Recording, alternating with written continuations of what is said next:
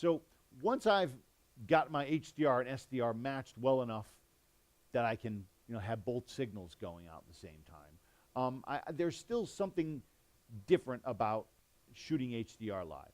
And that is when I'm composing a shot for HDR, I'm going to make the things that are very bright up into the HDR range something that are commanding a lot of attention, something that we really want people to read and see as something really bright. Headlights coming at you, arc weld, this kind of thing, or just the light shining off of some, like a piece of steel. It's part of the storytelling.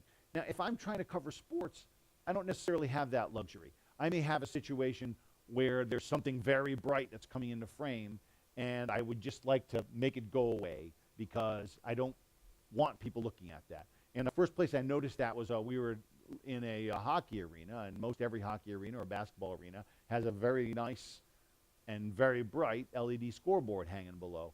You get a wide shot and you get that LED scoreboard, that's going to be very distracting. Everybody's going to be looking up in that scoreboard. And so I would like to maybe tone that down, even though I'm actually giving up a little bit of HDR to do it, but I've got other priorities in that case.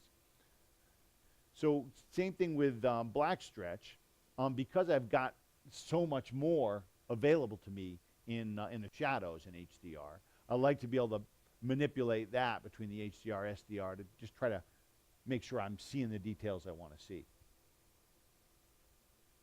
So let me show you how to do that. These things are also accessed from the HDR paint menu.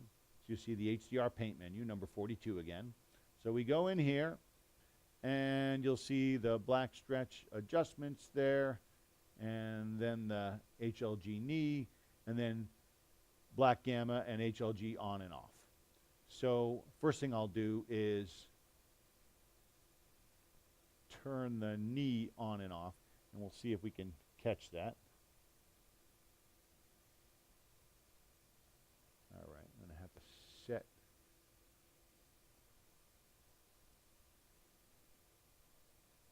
All right, so I get to the point where I'm up in the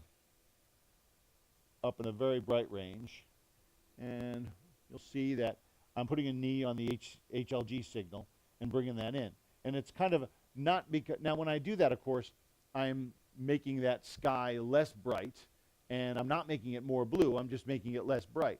Now, if I just don't want people to be distracted by that bright sky because it's making the foreground look too dark, that's something I can do. I can just put that knee on and tone that down. And that, when I need it, it's very useful to have. Now I have, you'll notice I have a knee point and a knee slope, just like any other knee. So I can manipulate that. I can reduce that knee point, get farther down into the picture with it, so it's a little more dramatic when I go on and off. So now I've exaggerated it. Hopefully that makes it a little more. Now you see, actually, I don't know if you can tell this, but it actually looks much prettier with the knee off. In most cases, you would want the knee off, as it really does make a nicer picture. I mean, honestly, if I crank the knee and get very aggressive with it, I'm going to make it look, I'm going to get it to the point where it's not even HDR anymore. All right, black gamma, a little simpler, and black gamma is affecting HDR and SDR. Now, let's just say that I've really cranked up the offset to make the SDR dark, and now it's so dark that I'd like to bring it up. Well, I can use the black gamma for that. And right now you see I've got the black gamma set to 32. You'll notice there's a red and a blue if I want to help with affect the color temperature in the shadows, which is true. Often you'll have a different color temperature of light in the shadows. So I go to the black gamma, I'll turn that on and off. And you'll see when I put the black gamma on, here I have a positive black gamma. So you'll see that dark building. I bring that up and I can really see the more detail on that. And it's black gamma like we've done for regular cameras for a long time now. But when you see this on an HDR display, it's a more dramatic effect. And so just quickly let me go through the other things, make sure I've got everything here. So we have black gamma where we can set it, and that can be positive. And I can also take the black gamma and go negative with it in case I want to in case I just want to crush the blacks. Which is a really an interesting effect that it's kind of difficult to see here.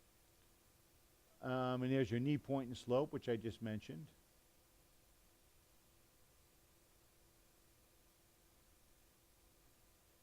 And again, these are the variable fixed. Make sure those aren't variable fixed. Oh, one thing you can do with those, if I only want to adjust the SDR and I don't want any of those HDR adjustments, I can have one fixed and one variable. All right, and then here's just some things that are dynamic noise reduction is just repeated here. It exists elsewhere in the menus, but you may want to get to it directly from here. And here's your SDR gain, and I'll note that that can go all the way to 12, and I think we had it at 6. And the SDR paint. Now once the SDR paint is on, I can set the point and the slope of it just like knee if I don't want to move everything with that offset. It's a little, but that's getting a little, I think you really want to play with that for yourself with a good monitor. All right, so that's how you move around those settings, or at least you have enough information to be dangerous.